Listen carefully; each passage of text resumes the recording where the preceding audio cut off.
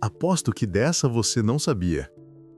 Há um livro na Bíblia que levantou perguntas tão profundas sobre Deus que muitos estudiosos o consideram precursor do ateísmo filosófico, e ele foi escrito milhares de anos antes de qualquer civilização usar a palavra ateu. Mas antes de mergulharmos nesse mistério antigo, deixa eu te dizer algo. Se você gosta de descobrir segredos, enigmas e verdades escondidas nas Escrituras, inscreva-se agora. Esse livro bíblico não fala apenas de fé. Ele fala de dúvida, dor, revolta, silêncio e o questionamento mais antigo da humanidade. Se Deus existe, por que isso aconteceu comigo? E essa pergunta ecoa desde o começo da história. Muito antes dos filósofos gregos, antes dos iluministas e muito antes do ateísmo moderno, um homem já colocava Deus no banco dos réus.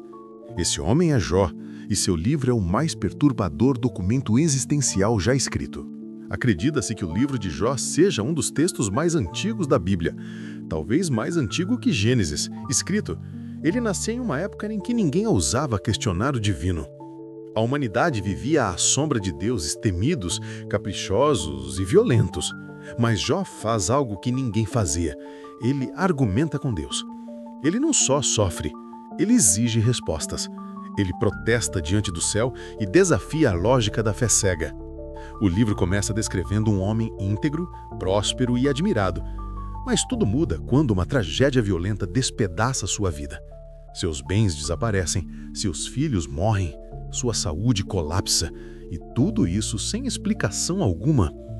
Jó senta-se no chão, coberto de cinzas e feridas, e ali ele pronuncia algo inimaginável para sua época.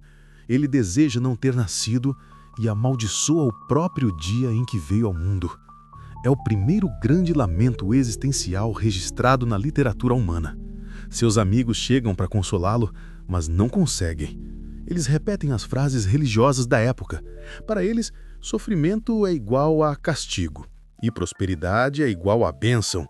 Mas Jó rejeita essa fórmula. Ele afirma que fez tudo certo e, mesmo assim, está destruído. É aqui que o livro se torna revolucionário. Jó pergunta o que ninguém perguntava. Ele questiona a justiça divina.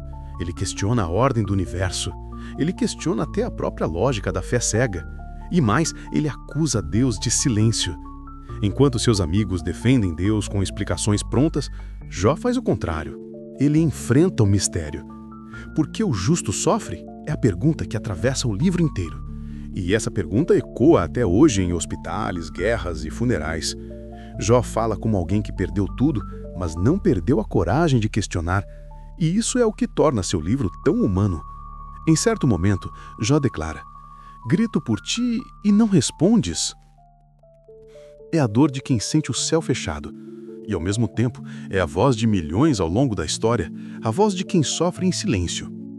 Os discursos de Jó poderiam ter sido escritos por qualquer pessoa que já enfrentou o desespero. E é por isso que tantos estudiosos modernos veem nele um dos primeiros questionadores radicais de Deus. Ele não é ateu, mas ele abre o caminho para a dúvida profunda. O livro apresenta o sofrimento sem explicação, sem motivo, sem culpa. Ele tira ateus da zona de conforto e nos obriga a encarar o inexplicável. Jó pergunta se Deus realmente governa o mundo com justiça. E essa pergunta é tão séria que até hoje filósofos debatem sobre ela. Sua dor é tão real que rompe com qualquer religiosidade superficial. Ele não aceita respostas prontas. Jó exige um encontro. E esse encontro acontece. Quando Deus finalmente fala, não dá respostas diretas. Ele mostra a Jó a vastidão do universo. Ele revela um mundo muito maior do que a dor humana. Ele mostra forças que Jó jamais poderia controlar. Ele fala de mares, estrelas, tempestades e seres misteriosos. De repente, o sofrimento de Jó fica pequeno diante da grandeza do cosmos. Mas Deus não humilha Jó. Ele o convida a enxergar além. A mensagem é clara: o sofrimento existe, dentro de um universo muito mais complexo do que imaginamos. E nem tudo pode ser explicado agora. Jó não recebe a resposta que queria, mas recebe uma revelação muito maior. Ele entende que Deus não estava ausente. Ele estava além, no silêncio que precede o entendimento. O mais impressionante é o final. Deus declara que Jó falou a verdade e que seus amigos, os religiosos de respostas fáceis, estavam errados. A Bíblia afirma que o questionador sincero é mais verdadeiro que o religioso arrogante. É uma reviravolta que poucos percebem.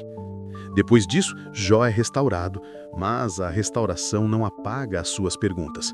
O livro termina sem resolver todas as dúvidas, e isso é proposital.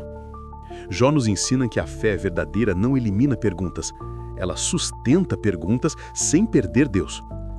A mensagem final do livro é profunda. O questionamento humano não destrói a fé, ele aprofunda a fé, ele purifica a fé. Dúvida não é inimiga de Deus, é parte da jornada rumo à verdade. Por isso, muitos historiadores consideram Jó o primeiro filósofo existencial da humanidade, antes de Sócrates, antes de Platão, antes de Nietzsche. Jó questionou tudo, mas não abandonou Deus. E por isso sua história atravessou milênios. O ateísmo moderno nasceu muito depois, mas as perguntas já existiam, e Jó fez essas perguntas primeiro. Hoje, o livro de Jó continua sendo o mais honesto registro do conflito humano entre dor e fé. E talvez seja por isso que ele ainda fala tanto ao nosso coração. Se Jó estivesse aqui hoje, talvez fosse criticado nas redes sociais, chamado de incrédulo ou pessimista, mas Deus o aprovou, e isso diz tudo. O livro mais antigo da Bíblia mostra que Deus não teme o questionamento sincero.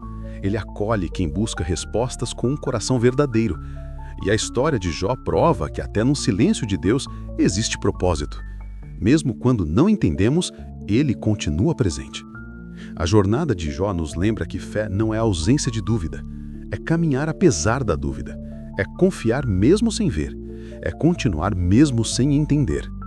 No fim, Jó descobre algo que todos buscam, que Deus vê, Deus ouve e Deus se importa, e que acima do sofrimento existe um propósito que ultrapassa nossa compreensão, um propósito que o tempo não conseguiu apagar.